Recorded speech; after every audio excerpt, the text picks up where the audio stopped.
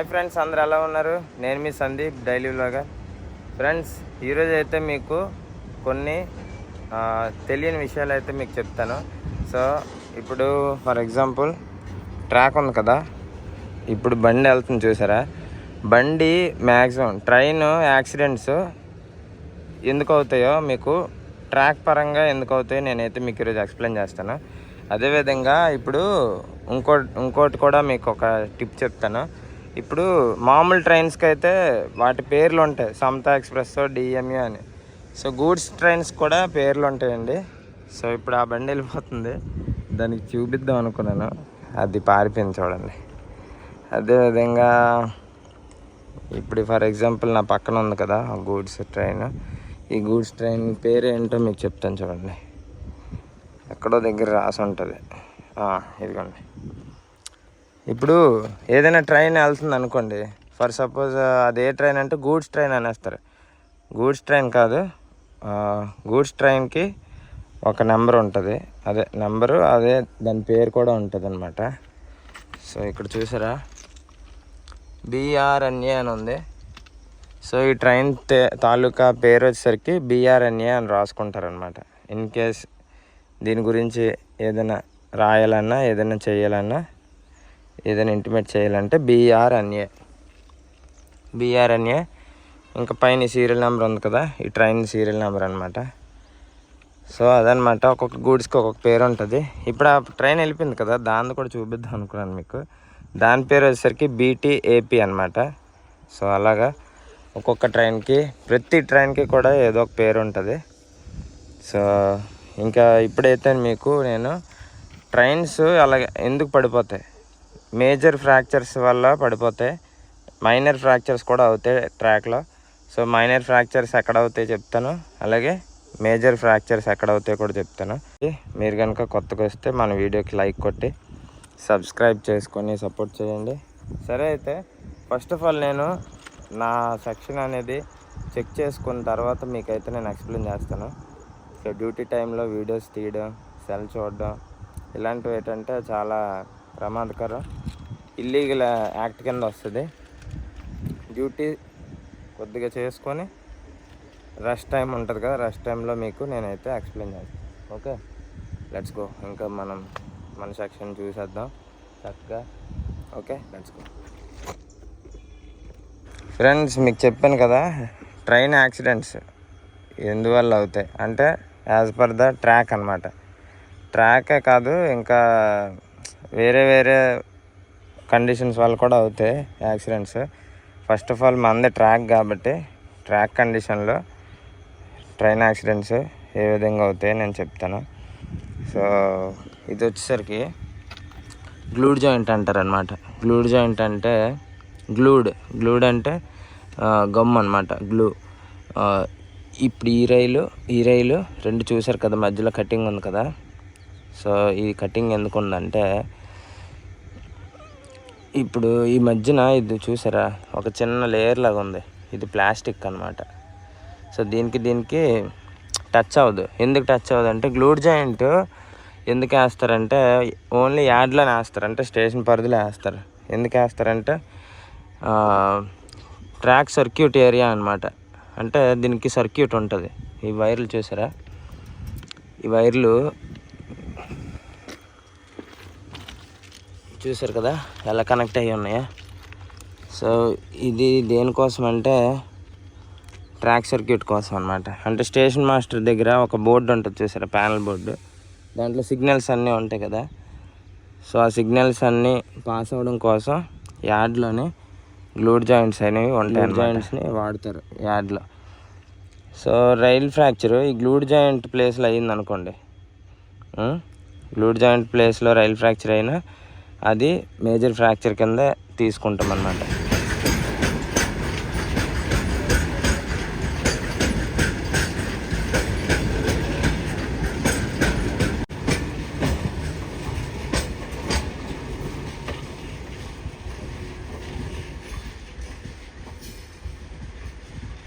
Friends, ఇప్పుడు ఆ train చూసారు కదా, ఈ ట్రాక్ మీద నుంచి దీన్ని స్విచ్ అంటారు అన్నమాట. ఈ స్విచ్ మీద నుంచి అలాగా అటు ఆ డైరెక్షన్ వెళ్ళింది. ఇప్పుడు పాయింట్ చూడండి, నార్మల్ చేస్తారు స్టేషన్ మాస్టర్. ఫిక్స్ ఉంది కదా, దీన్ని చూసారు కదా, భలేగా ఉంది. ఇప్పుడు ఆ ట్రైన్ అందులో ఆ ట్రాక్లోకి వెళ్ళాలి కాబట్టి పాయింట్ ఇట్టుంటే ట్రైన్ అలాగా అటు వెళ్ళిపోయింది.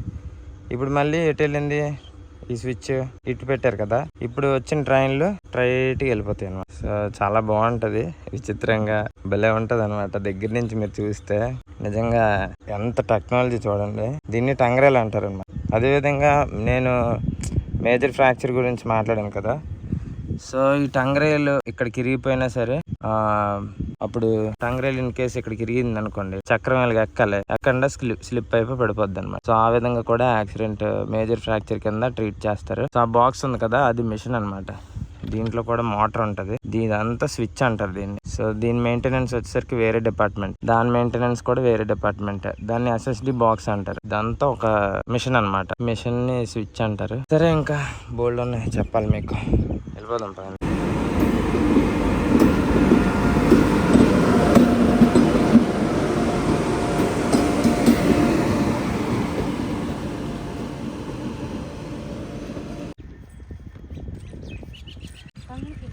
బంగిన పిల్ల కొండ మీద పెంచినవా? అమ్ముతారా? బాగున్నాయి అమ్మ. మందులు వేస్తే కదా.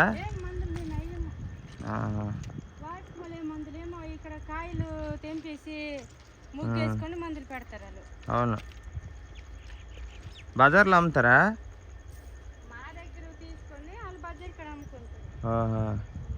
ఫ్రెండ్స్ చూసారు కదా, దీన్ని అయితే క్రాసింగ్ అంటారు. సో ఇంతకుముందు వీడియోలో కూడా మీకు చూపించాను దీన్ని. సో ట్రైన్స్ అనేవి ఆ లైన్ కావాలంటే ఆ లైన్, ఈ లైన్ కావాలంటే ఈ లైన్, ఈ క్రాసింగ్ ద్వారా క్రాస్ అయ్యి వెళ్తాయి. సో మేజర్ ట్రైన్ యాక్సిడెంట్ జరగడానికి క్రాసింగ్ లో ఫ్రాక్చర్ అయినా సరే దాన్ని మేజర్ ఫ్రాక్చర్ కింద తీసుకుంటారు. క్రాసింగ్ లో ఫ్రీ జాయింట్ ఉంటది, చూసారు కదా ఇక్కడ. ఈ రైల్ కి జాయింట్ అయితే ఉంది. సో దీన్ని 1 మీటర్ ఫిష్ ప్లేట్ అంటారు. So 1 metre fish plate maximum ఇలాంటి పెద్ద పెద్ద జాయింట్లను కలపడానికి ఉపయోగిస్తారు అనమాట. సో వీటికైతే 6 బోల్ట్ అయితే ఉంటాయి. అదే విధంగా దీంట్లో కానీ ఫ్రాక్చర్ అయితే ట్రైన్ పడిపోవడానికి అవకాశం ఉంటది.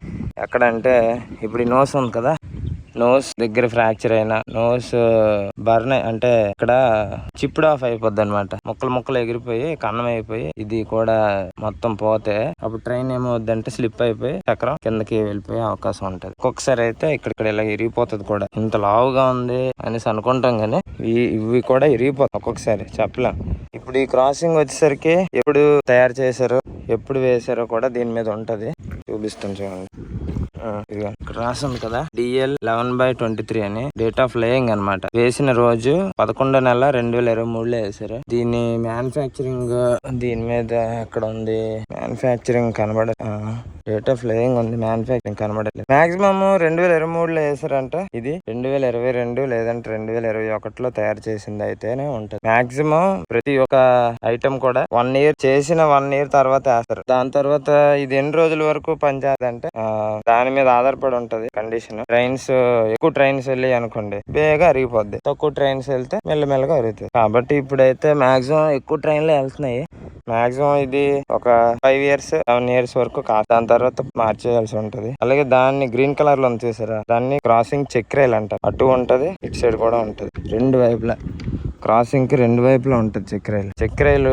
దేనికంటే బండి క్రాసింగ్ మీద నుంచి రన్నింగ్ రైల్ మీద నుంచి వెళ్ళేటప్పుడు బండి యాంగిల్ కరెక్ట్ గా ఉండాలన్నమాట. అందుకు ఈ చెక్ రైల్ అనేది యాంగిల్ ని కరెక్ట్ గా ఉంచి బండిని అటు ఇటు ఊగకుండా స్లిప్ అవ్వకుండా పంపిస్తుంది. సపోర్ట్ అనమాట చెక్ రైల్ అంటే. క్రాసింగ్ కి సపోర్టివ్ గా ఉండే రైల్స్ అనమాట. చెక్ రైల్ జాగ్రత్త చూసుకోవాలి, ఇంకా క్రాసింగ్ కూడా జాగ్రత్త చూసుకోవాలి. దీంట్లో ఫ్రాక్చర్ అయినా సరే అది మేజర్ ఫ్రాక్చర్ తీసుకుంటారు. అసలు మైనర్ ఫ్రాక్చర్, మేజర్ ఫ్రాక్చర్ మీకు చెప్పాను కదా, గ్లూడ్ జాయింట్, ఇంకా క్రాసింగ్, ఇంకా జోగల్ ఫిష్ ప్లేట్, ఇలాంటి దగ్గరలో అయినవన్నీ కూడా మేజర్ ఫ్రాక్చర్ కింద తీసుకుంటారు. సో మైనర్ ఫ్రాక్చర్ గురించి కూడా చెప్పాను, సరేనా? ఇంకా ముందుకెళ్ళాలి కదండి ఫ్రెండ్స్. మామిడిపల్లి చూసారు కదా, బంగినపల్లి మామిడిపల్లి. సో ఇటు వచ్చరికి మొత్తం ట్రైబల్ ఏరియా అనమాట. చూస్తున్నారు కదా కొండలు, ఆ లోపల నుంచి అటు సైడ్ విలేజెస్ ఉంటాయి, చిన్న చిన్న విలేజెస్ అంతా ట్రైబల్స్ వాళ్ళు ఉంటారు. చాలా బాగుంటాయి అటు సైడ్ విలేజెస్. అక్కడ నుంచి వాళ్ళు తెచ్చారు మామిడిపల్లి.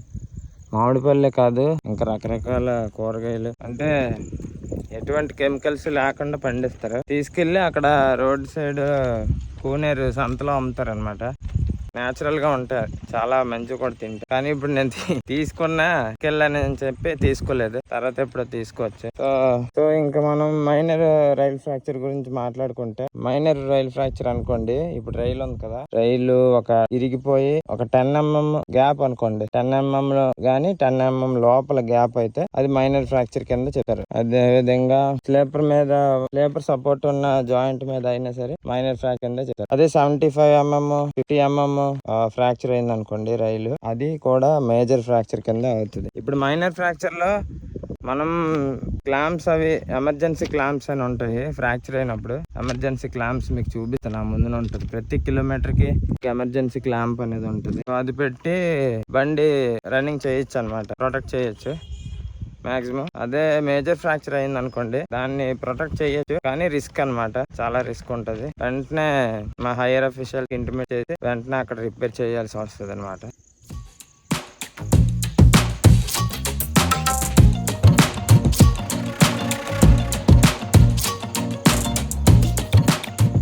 ఫ్రెండ్స్ మొత్తానికి చూసారు కదా, ఇది ఎండింగ్ అన్నమాట. అంటే నాకు నా డ్యూటీ, నా జ్యూరిడిక్షన్, నా హద్దు అనమాట ఇది. ఇంకా అలా వెళ్ళిపోతే కోనేరు స్టేషన్ అన్నమాట. అక్కడ నుంచి ఇక్కడ వరకు వచ్చాను. అక్కడ నుంచి ఇక్కడ ఈ కిలోమీటర్ చూస్తున్నారు కదా బోర్డు, సో ఈ కిలోమీటర్ వరకు నాది, నేను చూసుకోవాల్సిన సెక్షన్ అన్నమాట. సో మొత్తానికి కంప్లీట్ చేశాను నా సెక్షన్. సో చూస్తున్నారు కదా కిలోమీటర్. ఇక్కడ కిలోమీటర్ అంటే ఇప్పుడు మనకి రోడ్డు మీద ఎలా కిలోమీటర్స్ ఉంటాయో, ఇక్కడ మీకు ట్రాక్ మీద కూడా కిలోమీటర్స్ ఉంటాయి అన్నమాట. ఇక్కడ చూసారా, ఇక్కడ చూసారా ఎలక్ట్రికల్ పోల్ మీద ఉంది 368.20 అని ఉంది చూసారా, అది కిలోమీటర్ అన్నమాట. సో అలాగా ప్రతి ఎలక్ట్రికల్ పోస్ట్ మీద కిలోమీటర్ వేసి దాని మీద పోస్ట్ నెంబర్ కూడా ఉంటది. సో మాకు ట్రాక్ మీద ఆ కిలోమీటర్స్ బట్టి చాలా అంటే చాలా అవసరం ఉంటది. దాన్ని కిలోమీటర్ యూజ్ చేసుకొని మేము చాలా వర్క్స్ అనేది చేస్తుంటాం. ఇంకా ఇక్కడ నుంచి అటు వేరే గ్యాంగ్, ఇంకా వేరే కీమెన్ అనేది తిరుగుతాడు. సో ఇక్కడ నుంచి మళ్ళీ నేను చెక్ చేసుకుంటూ మళ్ళీ నా స్టార్టింగ్ జ్యూరిడిక్షన్ దగ్గరికి వెళ్ళిపోవాలి. సో ఈ రోజుకి ఇంతే అన్నమాట. రేపు మళ్ళీ మంచి వీడియోతో కలుద్దాం. మంచి ఇన్ఫర్మేషన్ వీడియో ఇస్తాను. ఇంకా కొత్తవి మీకు తెలియలేనివన్నీ చెప్తాను రైల్వేలో, సరేనా? ఇన్ కేస్ సబ్స్క్రైబ్ చేసుకోకపోతే సబ్స్క్రైబ్ చేసుకొని ఫాలో కొట్టండి. సరే అయితే ఇంకా వెళ్ళిపోదాం. థ్యాంక్ యూ సో మచ్, అందరూ బాగా సపోర్ట్ చేస్తున్నారు. Bye bye.